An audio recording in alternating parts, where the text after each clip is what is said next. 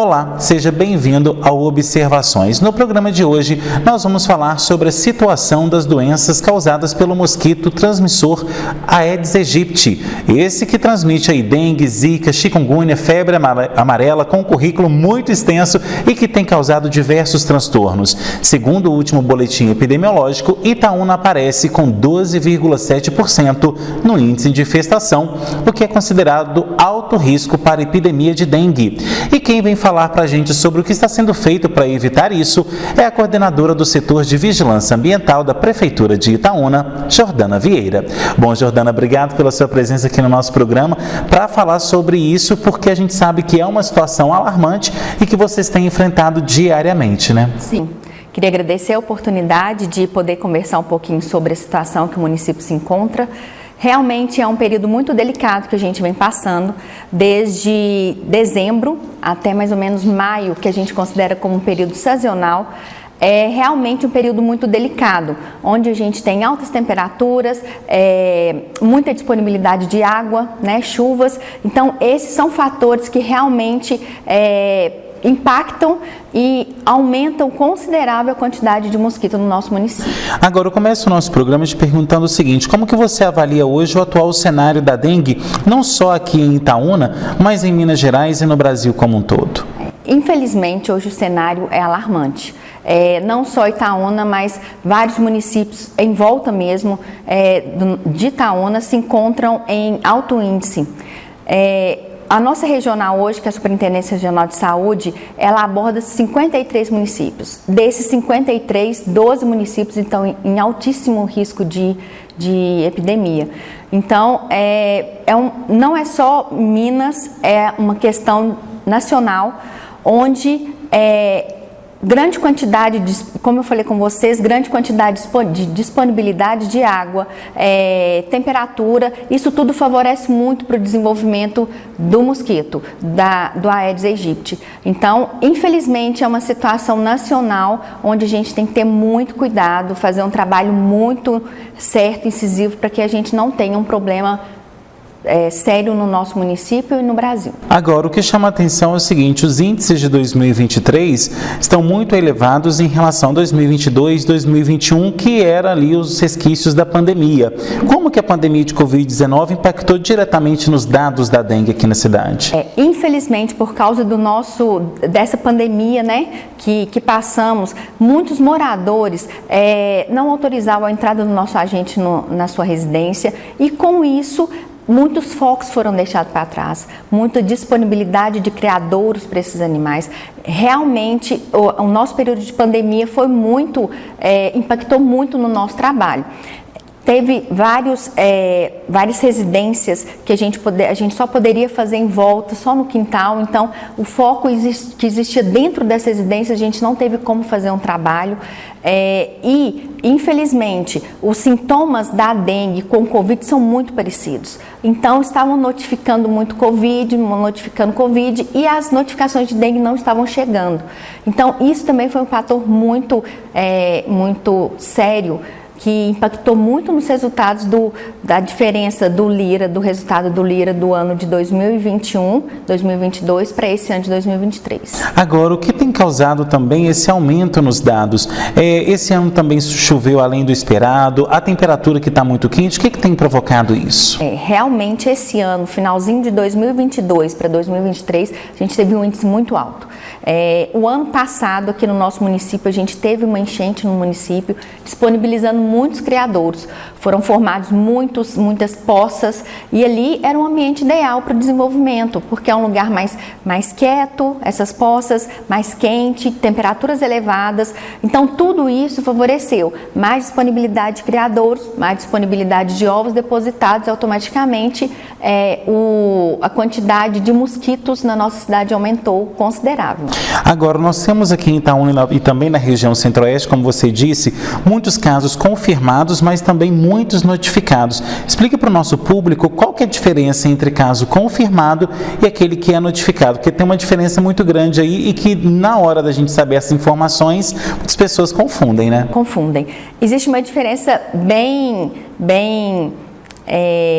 fácil quando a gente vai começar a explicar. Notificadas são pessoas que são podem ou não estar com a doença. Então você vai estar suspeita da doença. Então eu chego com algum sintoma em alguma unidade de saúde, dor no corpo, dor nos olhos, febre. Isso você está com sintomas que você pode estar com dengue. Então você é notificado. Quando você é confirmado no exame de dengue ou de chikungunya, zika, você precisa de um resultado laboratorial. E aí, quando o resultado volta reagente para a gente, aí sim a gente considera aquele paciente como positivo. E aí sim ele é confirmado. Então, é nítido a diferença. A notificação, você pode ou não estar com a doença. O confirmado, você vem com resultado laboratorial confirmado, reagente para essas doenças. Agora, na questão de notificação, é uma questão muito importante também para a gente falar para o nosso público, porque muitas pessoas, quando deixam de ir a um posto de saúde, quando deixam de ir na rede pública de saúde ou na rede privada, isso acaba ficando subnotificado. O que quer dizer isso? Às vezes você está com dengue, está com chikungunya, ou zika, ou febre amarela e não vai numa rede de saúde, não procura atendimento, você acaba mascarando o que na verdade deveria ser considerado ali pela prefeitura, pela regional de saúde, justamente para que providências pudessem ser tomadas. Então isso vocês têm enfrentado aqui na cidade também, né, Jordana? Sim. A gente está pontuando e deixando bem claro para toda a população que é necessário que ele vá numa unidade de saúde. Porque se ele não vai numa unidade de saúde, nós não sabemos, setor de vigilância ambiental, nós não sabemos que ele está doente. Então, se você tem algum sintoma, não é dengue, aí a pessoa deixa de ir numa unidade, porque a dengue não tem um remédio específico para ela. A dengue, você tem que cuidar dos sintomas, né? Então, não existe um medicamento específico, então o morador acha que não é necessário ir numa unidade de saúde. Muito pelo contrário. Quando a gente vai numa unidade de saúde, o médico te notifica, ou seja, você está suspeito para a doença. Então, é extremamente importante que vá. Quando essa notificação chega na vigilância epidemiológica, ela é encaminhada para a vigilância ambiental. Então, quando nós recebemos da vigilância ambiental essa notificação, nós temos um trabalho que a gente realiza por trás disso, né? Então, a gente tem uma equipe que vai, nós temos supervisor de campo que vai na casa da pessoa que está notificada, faz uma investigação epidemiológica se ela viajou nos últimos dias, quais são os sintomas, e aí sim, depois disso a gente faz um trabalho que a gente abre um raio de 300 metros da casa dessa pessoa, e aí a gente faz um trabalho que a gente chama de bloqueio de transmissão, onde a gente faz a eliminação desses criadouros, né? Então muitas pessoas em casa não sabem que aquele ralinho que está destampado, aquela aguinha do cachorro, atrás da geladeira, que é o grande vilão nosso dentro dessas residências, aquela caixinha, ela tem uma condição ideal para desenvolvimento, é escura, o motor está pertinho, então está quente, e as pessoas acham que pela geladeira ser frost free, esse modelo atual, ela não armazena água, muito pelo contrário, armazena, e essa água faz parte do sistema da geladeira, que gera dentro do aparelho.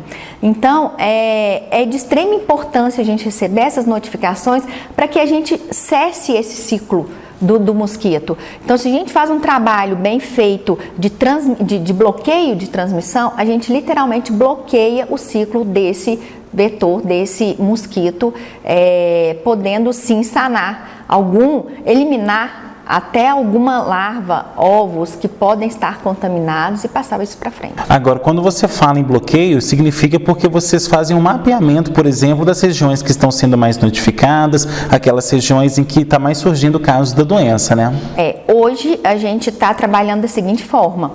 Nós estamos recebendo muitas notificações. Então, hoje nós temos mais de 30 agentes, nós estamos na faixa de 30 a 35 agentes de combate à endemia, dentro do programa contra as arboviroses, né, que são a dengue, chikungunya, zika e febre amarela, e nós temos 3 equipes. Então, essas 3 equipes, elas ficam girando dentro da cidade e, de acordo com as notificações que a gente está recebendo, elas são deslocadas. Nós estamos fazendo bloqueio de transmissão independente do resultado ser positivo ou negativo.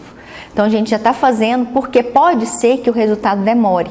E o tempo que ele demora, a gente já perdeu aquele prazo de fazer e eliminar esses focos. Então hoje a gente está fazendo o trabalho em cima das notificações em toda a cidade. Apareceu uma notificação, a gente já desloca uma equipe para poder fazer o trabalho solo. Agora, quando a gente fala em equipe, qual que é a dificuldade que a equipe hoje tem mais enfrentado? Porque, como você disse da questão da pandemia, mas muitas pessoas também às vezes não abrem a porta ali, porque às vezes tem vergonha da casa, ou então porque às vezes não está com a casa arrumada ali. Tem gente também que não abre a porta por conta da segurança, que a gente sabe que hoje em dia a gente não pode bobear. Então, como que vocês têm enfrentado isso? Infelizmente, a gente está tendo muita recusa, muita casa fechada. Esse é um problema que a gente já vem enfrentando e com a pandemia intensificou. As pessoas estão tendo muito medo de receber as pessoas em casa. Só que a gente tem que passar para a população o seguinte: a gente está levando saúde para ela. Nós estamos fazendo um trabalho que nós estamos evitando que a família, que o parente fique doente. Então, infelizmente, essa questão de recusa é muito séria para a gente. E hoje a gente realmente faz um apelo para a população. Os nossos agentes, eles são identificados, eles estão com crachá de identificação, a blusa da prefeitura, tem o telefone do nosso setor atrás, se caso o morador ficar em dúvida, para entrar em contato com a gente. Então, a gente pede encarecidamente que a população deixe a gente entrar na sua residência para a gente fazer uma vistoria. Não é porque a casa está bagunçada, gente, isso aí é independente. A gente não repara esses pontos. A gente quer realmente entrar e fazer um trabalho bem feito, eliminando esses focos. Ok, Jordana, agora a gente vai para o nosso primeiro intervalo, na verdade. Daqui a pouco a gente volta depois do apoio cultural com muito mais informações para você. Não sai daí, nós retornamos em instantes.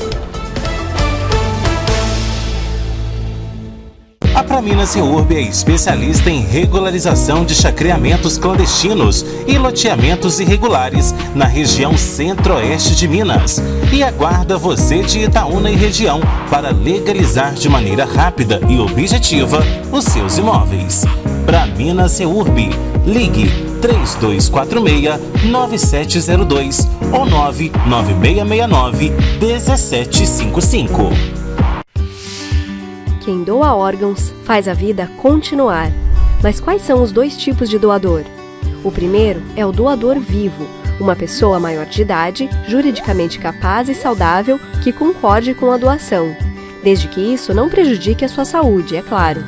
Pela lei, apenas parentes até o 4º grau e cônjuges podem ser doadores.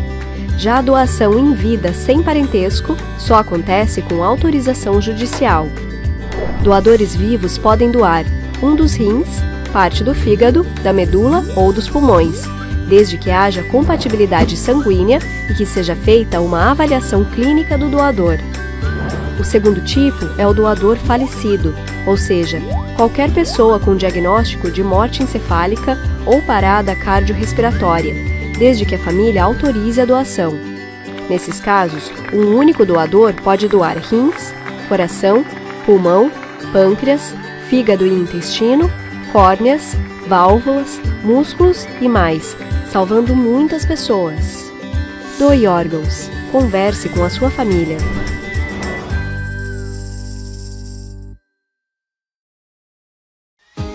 Todo mundo já ouviu falar, ouviu em algum lugar, mas muita gente ainda não sabe o que é o SUS. Você sabe?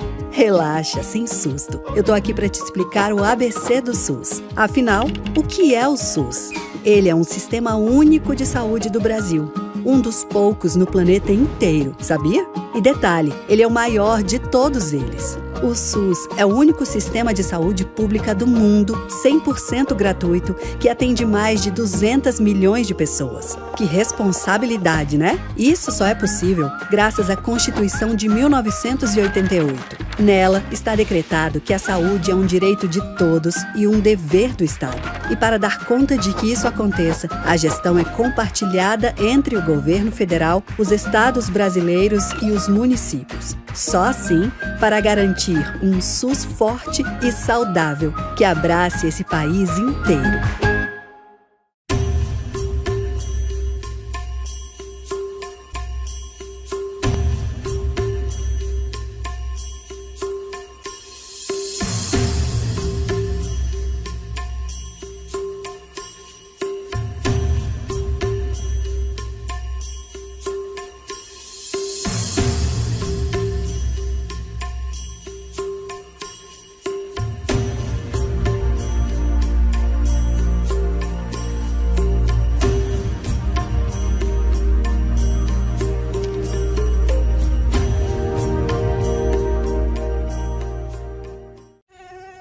mosquito esquisito, sai fora do meu quintal. Chega de dengue aqui, toma logo esse tchau. Tchau, tchau, dengue, tchau, tchau, tchau, zika, tchau, tchau, tchau, Aedes, tchau. Pneu, garrafa e calha, sem água parada aqui. E até da chikungunya você vai se despedir. Para combater o mosquito da dengue, zika e chikungunya, não dá para ficar parado. Faça a sua parte e dê tchau para o Aedes. Minas Gerais, governo diferente, estado eficiente. O SUS tem uma estrutura complexa. São muitas peças diferentes por trás dele.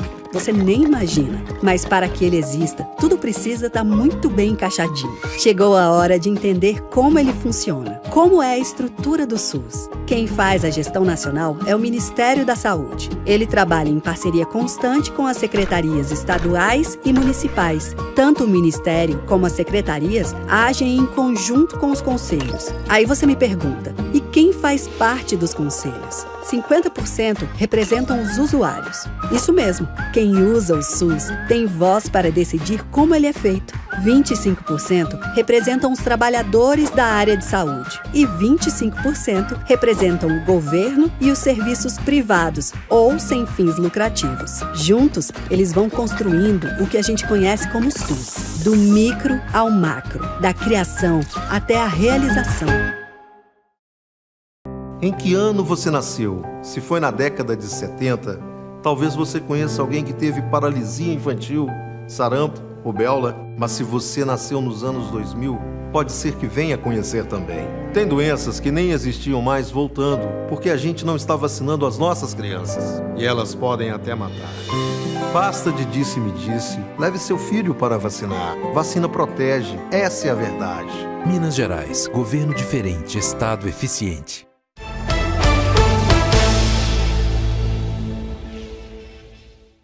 De volta com observações que hoje fala sobre as doenças transmitidas pelo mosquito Aedes aegypti. Bom, Jordana, agora a gente vai falar sobre como que funciona o ciclo e reprodução desse inseto que tem causado tanta antipatia em todo mundo, né? Como que funciona isso? De onde que ele surge? Como que ele faz para se reproduzir? Em quais horários também ele mais faz isso?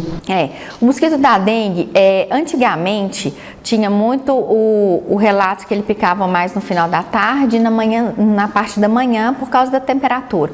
Hoje ele não está escolhendo muita coisa não, ele está picando no decorrer do dia, mas e cada vez mais ele está ficando mais esperto, o mosquito. Hoje o ciclo de vida o processo de desenvolvimento do mosquito é de aproximadamente entre 7 e 10 dias, tá? Então ele passa por algumas fases. A primeira fase dele é o ovo. Esse ovo ele pode ficar hibernando até 450 dias. Então, hoje a fêmea que depositou o ovo em determinado local, aquele recipiente seca e ele pode ficar lá hibernando. O ano que vem, quando deu uma chuva e encheu esse recipiente, o ovo pode eclodir. Então, tem um ovo, a primeira fase, depois a gente passa por 4 estágios larvárias, de larva, né? Então tem primeiro, segundo, terceiro e quarto. Depois ele vai para o estágio de pupa, que é onde ele já está na última fase para transformar em mosquito. Então ele tem o pupa, entre 24 e 48 horas ele se transforma em mosquito adulto. Então o período dele de desenvolvimento é na faixa de mais ou menos 7 a 10 dias. Hoje os mosquitos eles podem estar sobrevivendo até 45 dias mais ou menos. Só que nesse período já é um período que consegue depositar muitos ovos e causar um problema muito sério em toda a população. Agora, muitas pessoas têm essa dúvida de que se o mosquito ele se reproduz somente em água limpa, porque tinha essa questão antigamente, ou hoje ele já não está tendo critério, já está indo até na suja mesmo se reproduzindo? Infelizmente hoje ele não está escolhendo água limpa e água suja não, desde que seja água parada, ele já está depositando os ovos. O mosquito, cada vez que passa, a gente fala que ele está ficando mais esperto. O mosquito ele não deposita os ovos diretamente na água. Por quê? Porque eu posso virar a água e jogar ela fora. O que ele faz? Ele deposita na coluna entre a água e o ar. Então ele deposita no recipiente. Então, qual que é o nosso objetivo quando a gente vai nas residências e tudo? Além de descartar a água, a gente fazer uma limpeza no recipiente onde a gente encontrou, porque lá pode ter, não vou falar 100%, mas grande probabilidade de ter ovos na parede ainda. Então a gente pede o morador para fazer uma limpeza com bucha, fazer uma limpeza com detergente, tirar mesmo, passar um pano para a gente poder eliminar os ovos também. Então, como ele pode hibernar muitos dias, isso é muito complicado. Ele pode hibernar quase 1 ano e meio. Então, se a gente não fizer esse trabalho, a gente tem um problema muito sério. Por isso que quando está naquelas fases do ano em que se passa mais frio, não tem chuva, que é o período da estiagem, os cuidados não podem ser largados de mão, né? Isso, justamente. Infelizmente, as pessoas acham que por estar frio, não tem desenvolvimento e não tem o depósito de ovos, né? Não, muito pelo contrário. Realmente, a condição e os dias de vida dos animais, dos mosquitos, é reduzido. Eles morrem mais rápido, mas os que sobrevivem já são suficientes para poder depositar os ovos. Cada fêmea hoje pode depositar na faixa de 400, 450 ovos. Então, se uma fêmea consegue passar pelo processo entre 5 e 7 dias que ela já está conseguindo depositar os ovos, se ela sobreviveu 5, 7 dias, ela já conseguiu depositar essa quantidade de ovos, de 450. Tá? A cada 450 ovos eclodindo, 450, 400, vão gerar vários outros mosquitos. Então, essa história de frio, a gente tem que parar de trabalhar, não. O combate às arboviroses é anual, inclusive nesse período de frio, a gente faz o máximo de retirada desses criadouros. A gente faz o descarte mesmo, pede autorização para o morador para a gente descartar, fazer essa remoção, para que quando começar a chuva a gente não tenha esses ovos depositados e a eclosão dos ovos. Agora, é necessário chamar a atenção da população, você disse no bloco anterior, mas agora eu chamo essa questão novamente, com relação aos locais dentro e fora de casa. Porque o que a gente também tem visto, gente, é porque hoje a gente tem muitos locais, né, recipientes dentro de casa, né, filtros e por aí vai. Então, dentro de casa, quais são hoje os locais que vocês têm mais encontrado nisso? E tem também a questão dos animais domésticos, né? Muita gente tem gato, tem cachorro hoje em dia, tem passarinho também. Às vezes, tadinho do bichinho, deixa lá a água quarando naquela situação lá, não troca a água do bicho e acaba também se tornando um foco para dengue e para outras doenças, né? Sim. Hoje, nosso principal vilão dentro das casas são as caixinhas, atrás da geladeira. Plantas aquáticas, que a pessoa coloca aquela plantinha para enraizar, cebola, depois eu vou colocar na terra, abacaxi, que a gente já achou em raiz delas.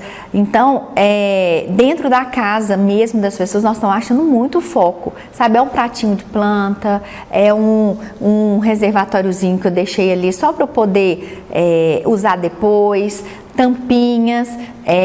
Dentro das casas hoje está sendo o nosso grande problema, porque muitas pessoas não deixam a gente entrar nas casas. E eu escuto muito, não precisa entrar na minha casa não, que não tem nada. Só que esse não ter nada é porque o morador, ele não tem a visão que o nosso agente que já trabalha há anos tem. Então, dentro das residências, a gente pede realmente para que o morador deixe a gente entrar nas residências para a gente poder detectar, a gente já tem um olhar um pouco mais apurado, né? Esses dias uma agente nossa encontrou numa vasilhinha que estava o pezinho da mesa. Para não arranhar o piso, a pessoa colocou uma vasilhinha, um petzinho, e aí ela foi lavar, deixou cair água e estava cheio de larva. E aí ela falou, não tem nada aqui em casa. Aí até que o morador, o nosso agente foi conversando e deixou entrar, e ela achou.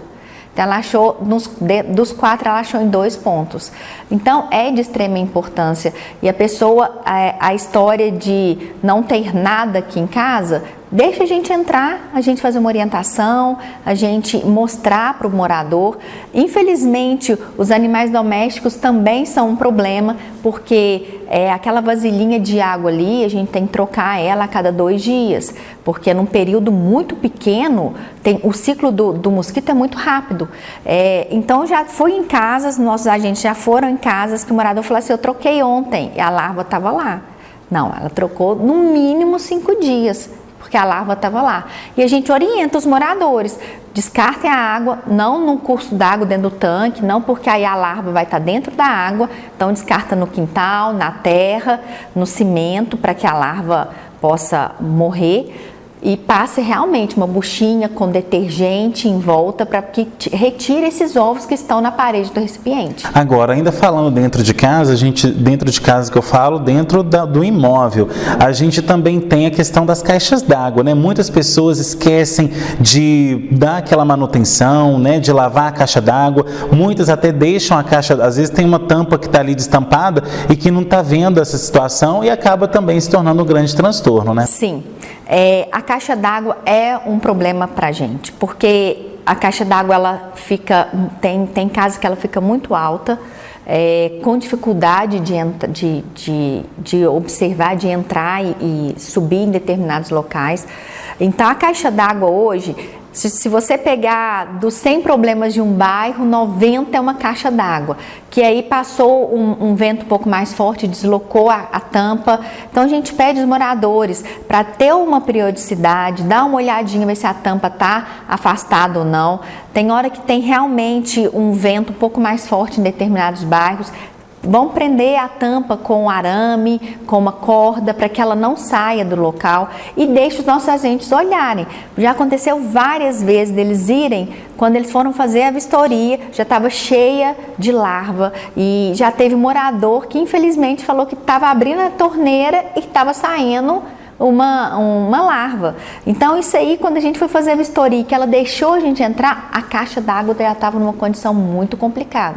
Então deixa a gente entrar para a gente fazer orientação, disponibiliza escada. Quando não tem a disponibilidade de escada, nosso setor leva para o nosso agente, mas deixa a gente poder fazer um pouquinho e trazer saúde para a população. Agora também, gente, não é esperar o poder público bater na portinha de casa para poder limpar a caixa d'água, não. De 6 em 6 meses, ou pelo menos uma vez por ano, chama um bombeiro hidráulico, chama alguém da sua família, que você saiba que faz esse tipo de serviço, pede para lavar, joga ali uma gotinha, uma tampinha de cloro, de água sanitária. Enfim, o combate à dengue não é só da prefeitura ou do poder público, é o seu que está me assistindo, é de todos nós que queremos aí nos livrar desse mosquito que tem causado muitos transtornos. Bom, e agora a gente vai para um rápido intervalo e na volta tem mais observações. Não sai daí, a gente volta já já.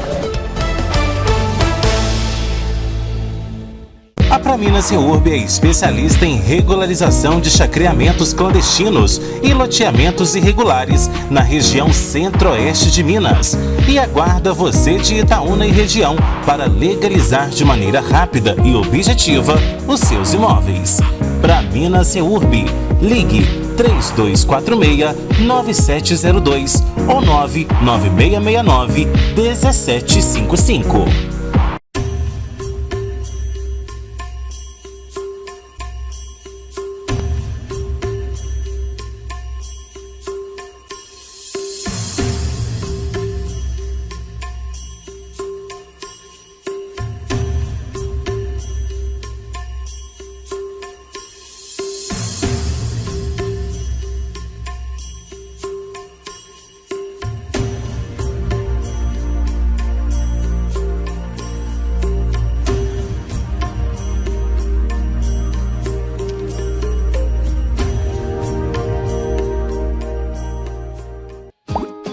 Para que o SUS siga do jeito que é, existem alguns princípios básicos. São as raízes para que ele possa crescer. Essa é uma pergunta fundamental. Quais são os princípios do SUS? Os 3 principais são a universalidade, a equidade e a integralidade.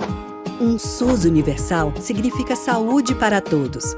Não importa a origem, a raça, a orientação sexual, a idade. Até mesmo estrangeiros no Brasil têm direito à saúde pública gratuita. E a equidade? Ela é o que garante que todos estejam em pé de igualdade. Necessidades urgentes precisam ter atenção especial. E, por fim, a integralidade. Enxergar a saúde como um todo. Prevenção e cuidado em todas as esferas. Além desses princípios básicos, existem ainda os que regem a organização. Bases firmes para que o SUS cresça na direção certa e possa cuidar de todos. Quem doa órgãos faz a vida continuar. Mas quais são os 2 tipos de doador? O primeiro é o doador vivo, uma pessoa maior de idade, juridicamente capaz e saudável que concorde com a doação, desde que isso não prejudique a sua saúde, é claro. Pela lei, apenas parentes até o 4º grau e cônjuges podem ser doadores. Já a doação em vida sem parentesco só acontece com autorização judicial. Doadores vivos podem doar um dos rins, parte do fígado, da medula ou dos pulmões, desde que haja compatibilidade sanguínea e que seja feita uma avaliação clínica do doador. O segundo tipo é o doador falecido, ou seja, qualquer pessoa com diagnóstico de morte encefálica ou parada cardiorrespiratória, desde que a família autorize a doação. Nesses casos, um único doador pode doar rins, coração, pulmão, pâncreas, fígado e intestino, córneas, válvulas, músculos e mais, salvando muitas pessoas. Doe órgãos. Converse com a sua família.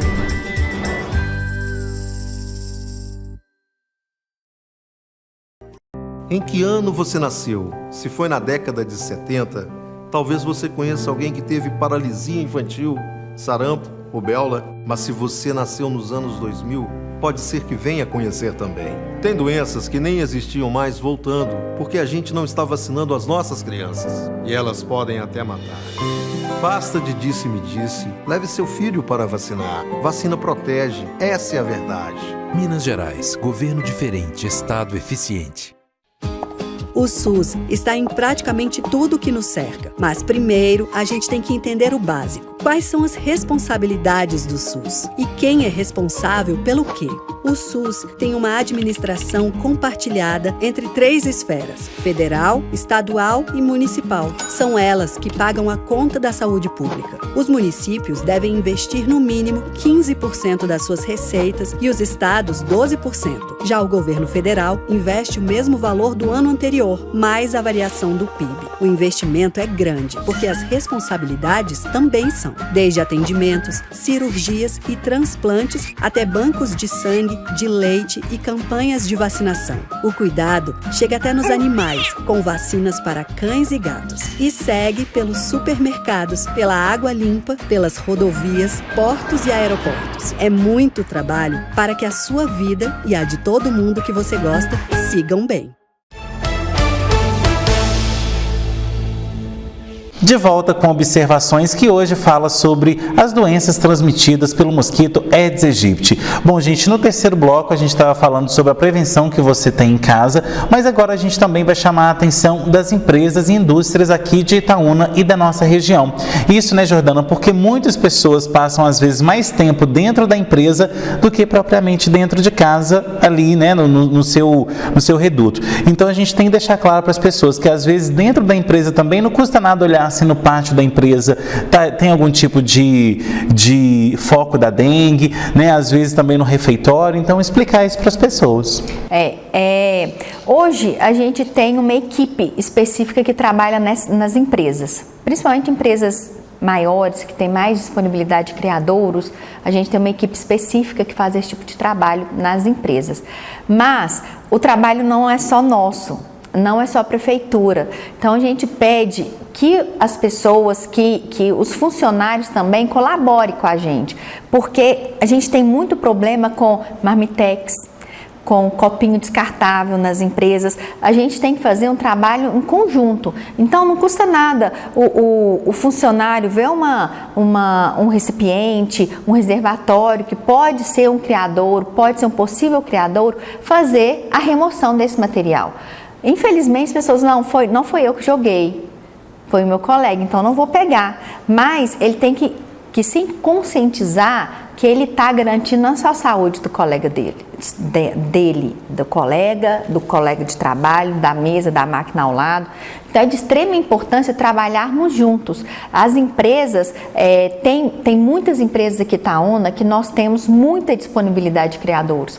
Então não custa, se você passar e ver, fazer o descarte, fazer a remoção. Não é deixar para amanhã, não é deixar para o seu colega fazer. Vamos ter a consciência, a conscientização que nós somos moradores, nós somos pessoas que prezam pela saúde do outro também. Agora, Jordana, a gente também vai falar com relação a uma dúvida que muita gente tem, que é o seguinte: os famosos repelentes, eles funcionam ou não? Tem algum produto também que a gente possa comprar no mercado que elimina o Aedes aegypti, que a gente pode jogar na casa ou então que a gente possa colocar em algum lugar? Como é que funciona isso? Hoje o Ministério da Saúde, ele autoriza para a gente, como prefeitura, a gente comprar um determinado tipo de inseticida, que é o autorizado pela nossa regional. A nível de proteção individual, o Ministério ele não disponibiliza essa condição. Tipo, eu não posso falar se eu compre esse inseticida, porque ele vai te garantir. O Ministério ele não me dá esse respaldo. Então, como empresa, a gente consegue comprar um determinado tipo de inseticida para poder fazer esse trabalho. Mas, claro, se você usa um repelente, que aplicação correta, de tempos em tempos, que realmente vão repelir determinados tipos de mosquito, com certeza ajuda sim, mas eu não posso falar que é tal marca, qual tipo de inseticida que vai ser o melhor. Mas eu acho que isso tudo a gente tem que fazer o máximo possível de prevenção, sabe? Eliminar o máximo de criadouros, porque a prevenção pra gente é tudo. Mas os inseticidas que oferecidos hoje no mercado, se tem mesmo essa função de repelir os insetos, ajuda sim, mas o Ministério da Saúde, como empresa, não disponibilizam um tipo de inseticida específico para proteção individual. Agora, Jordana, com relação, a gente está falando muito da dengue, né? Mas falando agora das outras doenças transmitidas pelo Aedes aegypti, porque como eu falei no início do programa, o currículo do bichinho é complicado, é extenso, tá melhor que muito pós-graduando por aí, viu? É o seguinte, Jordana, chikungunya, zika e febre amarela, como estão esses índices aqui em Itaúna? E comenta pra gente a diferença de sintomas de cada doença para que as pessoas possam identificar. Hoje, nós tivemos várias reuniões nesse período que a gente está passando sazonal e todas as reuniões estão pontuando um ano epidêmico para chikungunya. Chikungunya é uma doença relativamente nova e o grande diferencial da chikungunya com os outros dois tipos de doença são as dores nas articulações, sabe? Então, infelizmente, pode ter sim moradores que ficam com essa sequela para a vida toda. Então, as pessoas sentem dor nas articulações, febre em todas as três doenças, dores pelo corpo em todas as três doenças, mas a chikungunya ela está tendo um marco muito diferente nesse ano, tá? Infelizmente, várias cidades em volta do nosso município já está em alerta da chikungunya. Itaúna, hoje, nós estamos com 5 casos positivos para chikungunya. Ano passado, nós tivemos 3 o ano inteiro. Então, a gente já está com 5 positivos. Quando a Vigilância Ambiental recebeu essa notificação de chikungunya, a gente imediatamente deslocamos a equipe para poder fazer o bloqueio, porque ali estava um mosquito positivo. Então, a gente já tinha que encerrar o ciclo dele o mais rápido possível. Então, como é um ano muito propenso à epidemia da chikungunya, a gente está tendo um cuidado muito específico. Então, apareceu a notificação, imediatamente a gente já vai fazer o bloqueio para eliminar isso. Os sintomas, como eu falei com você, são muito parecidos, mas a chikungunya ela tem esse agravante de dor nas articulações. Zika vírus, a gente não teve nenhuma notificação até hoje, nenhum caso na cidade. O ano passado a gente também não teve casos dessa doença, então relativamente está controlado. O que está dando mais o start ainda é a dengue, até porque tem 4 sorotipos rodando, né? A gente tem mais vírus, mais mutações, né, desses vírus rodando, então realmente hoje o enfoque nosso ainda continua como a dengue, mas levando em consideração que a chikungunya ainda esse ano está sendo muito promissora.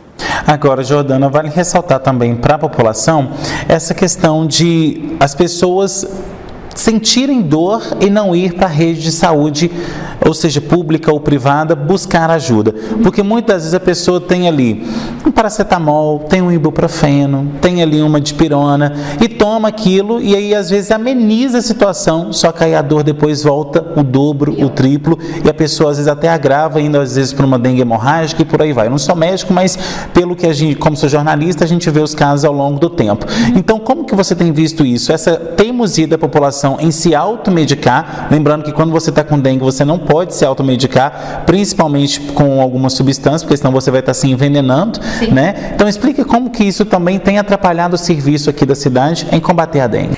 Infelizmente, a população, não só de Itaúna, isso é uma população geral, a gente tem muito costume, só estou com uma dorzinha de cabeça, vou tomar um remedinho.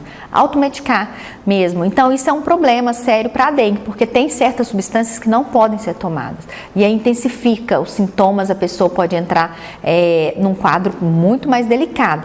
Então, é de extrema importância, se você tiver algum sintoma, febre acima de 48 horas, uma febre mais alta, procura uma unidade de saúde. Essa questão de se automedicar prejudica muito o nosso trabalho. Um exemplo que a gente está tendo, a gente está fazendo um bairro aqui no município, que a gente foi porque estava com positivo lá. Quando a gente está fazendo o bairro todo, aí não, tem certeza que está com dengue, tem certeza que está com dengue. Você foi no PSF fazer uma notificação ou foi fazer uma consulta? Não, eu já sabia, então não fui.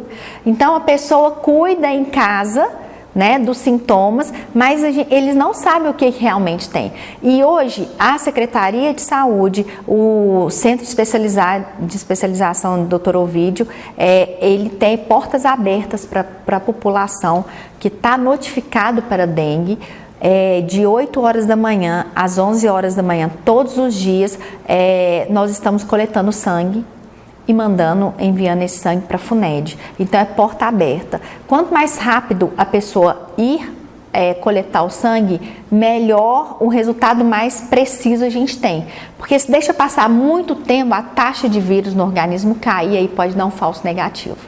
Então, é importante que a população... Eu sei que é difícil, porque os sintomas são muitas vezes sente muita dor, o morador, né, a pessoa, o paciente que está cometido com a doença. Mas a gente pede sim, encarecidamente, que vá ao Dr. Ovídio para fazer a coleta de sangue, para a gente ter o resultado diagnosticado positivo ou não, que é onde entra aquela questão da notificação, e que a pessoa não se automedique, porque ela pode estar burlando uma doença que depois ela pode voltar muito mais grave. E por falar em questão de porta aberta, você aqui na rede de saúde da cidade tem horários específicos de UBS ou somente lá no SEMO que é possível fazer isso? Como é que está sendo isso? As UBS elas ficam abertas de 7 às 16 horas todos os dias. Então está aberto para toda a população. Hoje nós temos 23 postos de UBS na cidade. O Dr. Ovídio é um centro de especialização e ele é porta aberta para fazer o exame de sangue. Então, nós orientamos todos os pacientes que procuram uma unidade de saúde e que o médico, quando ele notifica, né, que ele que é o responsável por fazer a notificação, de fazer uma avaliação do paciente, se ele notificar para dengue, ele já está orientando a população que vá ao SEMO para poder fazer a coleta do sangue. Então, todos os dias nós estamos abertos de 8 às 11 horas para poder fazer essa coleta, desde que o médico que tenha sua interpretação, ele que vai fazer o diagnóstico do morador, notificar ele para a dengue e aí ele já pode ser encaminhado para o SEMO para poder fazer a coleta de sangue. Tá certo, Jordana. Agora a gente vai para mais um intervalo. Na volta tem mais observações. Não sai daí, nós voltamos em instantes. A Praminas Reurb é especialista em regularização de chacreamentos clandestinos e loteamentos irregulares na região centro-oeste de Minas e aguarda você de Itaúna e região para legalizar de maneira rápida e objetiva os seus imóveis. Praminas Reurb, ligue 3246-9702 ou 99669-1755. Mosquito esquisito, sai fora do meu quintal. Chega de dengue aqui, toma logo esse tchau. Tchau, tchau, dengue, tchau, zika, tchau, tchau, Aedes, tchau. Pneu, garrafa e calha, sem água parada aqui. E até da chikungunya você vai se despedir. Para combater o mosquito da dengue, zika e chikungunya, não dá para ficar parado. Faça a sua parte e dê tchau para o Aedes. Minas Gerais, governo diferente, estado eficiente. Quem usa o SUS tem direitos previstos em uma carta. Afinal, para que a gente possa cobrar, a gente precisa saber quais são os nossos direitos, né? Você sabe quais são os seus? Deixa que eu te conto. Quais são os direitos do usuário do SUS? O primeiro deles é o de ser atendido com organização. Todo mundo tem que ter acesso aos postos de saúde. E quem estiver em estado grave deve ser atendido primeiro, claro. Todo cidadão tem direito a um atendimento de qualidade, estando perto de seus familiares, com direito à ajuda para aliviar a dor. Todo cidadão tem direito a tratamento humanizado e sem discriminação. Todo cidadão tem direito a ver seu prontuário. O paciente é livre para permitir ou não qualquer procedimento. Mas nunca minta sobre seu estado de saúde e sempre trate com respeito os profissionais. Só assim, garantindo que todos estejam empenhados em cumprir sua parte, que a saúde pública consegue atender a todos. Quem doa órgãos faz a vida continuar. Mas quais são os dois tipos de doador? O primeiro é o doador vivo, uma pessoa maior de idade, juridicamente capaz e saudável que concorde com a doação, desde que isso não prejudique a sua saúde, é claro. Pela lei, apenas parentes até o 4º grau e cônjuges podem ser doadores. Já a doação em vida sem parentesco só acontece com autorização judicial. Doadores vivos podem doar um dos rins, parte do fígado, da medula ou dos pulmões, desde que haja compatibilidade sanguínea e que seja feita uma avaliação clínica do doador. O segundo tipo é o doador falecido, ou seja, qualquer pessoa com diagnóstico de morte encefálica ou parada cardiorrespiratória, desde que a família autorize a doação. Nesses casos, um único doador pode doar rins, coração, pulmão, pâncreas, fígado e intestino, córneas, válvulas, músculos e mais, salvando muitas pessoas. Doe órgãos. Converse com a sua família.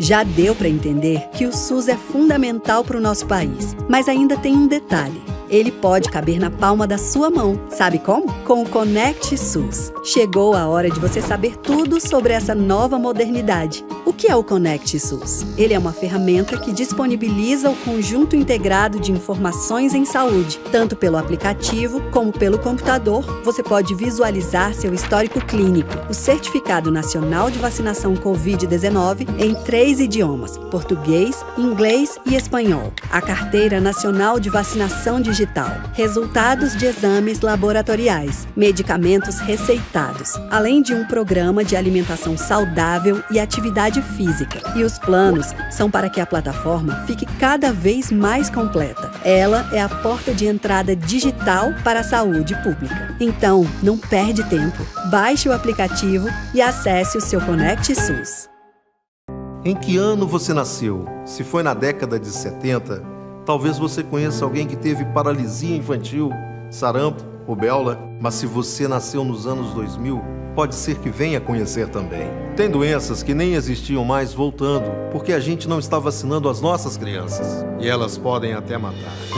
Basta de disse-me-disse. Leve seu filho para vacinar. Vacina protege. Essa é a verdade. Minas Gerais, governo diferente, estado eficiente.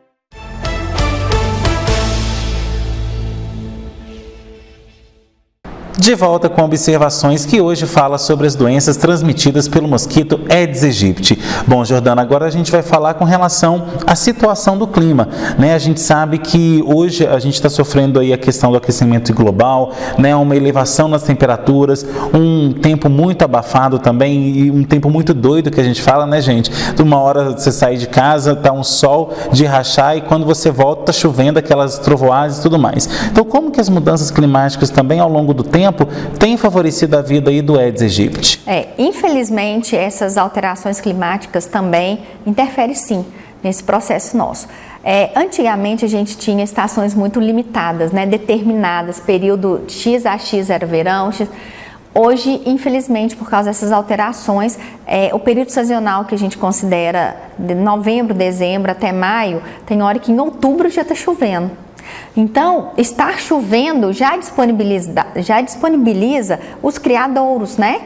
O ovo está ali hibernando e aí chove, já tem a disponibilidade de água, temperatura mais alta e automaticamente a liberação e o crescimento desses mosquitos, né? O desenvolvimento dele. Então, infelizmente, hoje a gente não tem uma data certinha, sabe? Então, esse ano a gente está num período, finalzinho agora de maio, a gente já começa a entrar no período de frio, a temperatura já está mudando um pouquinho. Isso ajuda sim a dar uma segurada nesse desenvolvimento. Como eu falei anteriormente, no período de frio ele sobrevive menos tempo, mas o que sobrevive já é o suficiente para a gente poder ter um problema futuro, né, quando entrar as chuvas. Então, esse problema mesmo relacionado a alterações climáticas, na mesma hora está chovendo, essas pancadas de chuva para a gente é desesperadora. Na hora que está esse período quente, de repente de tarde, cai aquela chuva forte, eu já fico pensando lá em casa, tem mais criadouro, tem mais disponibilidade de criadouros e aí a gente já tem que fazer um trabalho mais incisivo em cima. Agora, para a população saber quais são os bairros aqui de Itaúna que têm sido mais encontrados os focos do mosquito Aedes aegypti. Infelizmente esse Lira, ele acusou o centro sendo o pior dos bairros. Nós encontramos muito foco no centro, muitos focos positivos para a Aedes aegypti. Nós temos outros bairros que são recorrentes, não só nesse último Lira. Então, muitos bairros como Santa Edviges, bairro de Lourdes, Padre Eustáquio, Cerqueira Lima, Itaunense, Morada Nova 1 e 2, são bairros que a gente já tinha um histórico deles e mantém o mesmo histórico. Então, esses bairros a gente tem feito um trabalho mais incisivo, mas sozinho a gente não consegue. Então, a gente precisa realmente da população nos ajudando, deixando que a gente faça o nosso trabalho e também fazendo uma vistoria uma vez por semana aí para poder eliminar os criadouros, já vai ajudar bastante. Agora, gente, o que chama atenção aqui é o seguinte, o centro da cidade deveria ser o que tinha menos foco, sabe por quê? Por conta da movimentação das pessoas e tudo mais. E isso a gente vai chamar atenção agora na questão da educação das pessoas. Às vezes está ali, né, o servidor público limpando a rua, né, o gari está ali colocando o lixo dentro da lixeira. Tem gente que tem a coragem de ver o gari ali limpando e joga um copinho ou às vezes um recipiente no chão. Joga, às vezes, um recipiente fora de onde ele deveria estar, que é o lixo. Então, essa falta de educação também das pessoas tem causado esses transtornos, né, Jordana? Tem. É triste.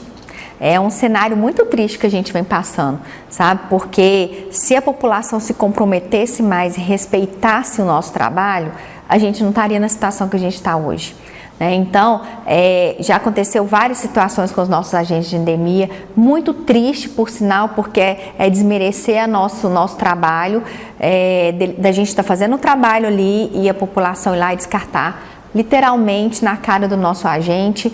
Então, eu falo que hoje o problema maior que a gente vem enfrentando é a cultura, é a educação das pessoas. Então, se as pessoas se comprometessem mais e pensassem também no próximo que pode ser acometido pela doença, a gente estaria numa situação muito mais controlada.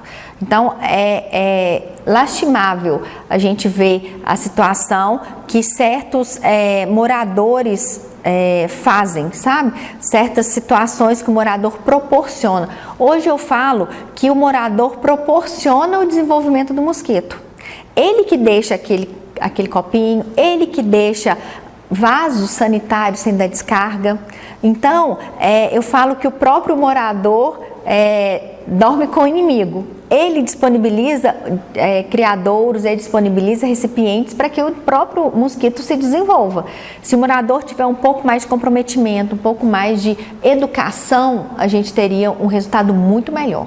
Agora, Jordana, com relação, né, como que a população pode hoje acessar a prefeitura ou então acessar a vigilância ambiental?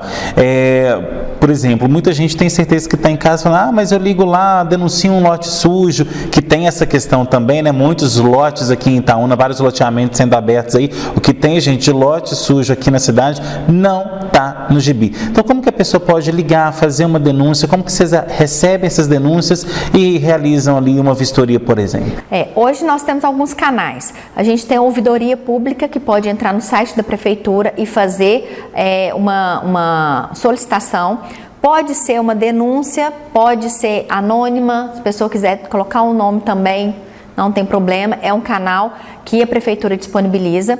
E hoje vocês podem entrar em contato com o setor de zoonoses no 3249-9824 e aí fazer uma solicitação, uma ordem de serviço, que o nosso a gente tem fiscais que rodam a cidade toda.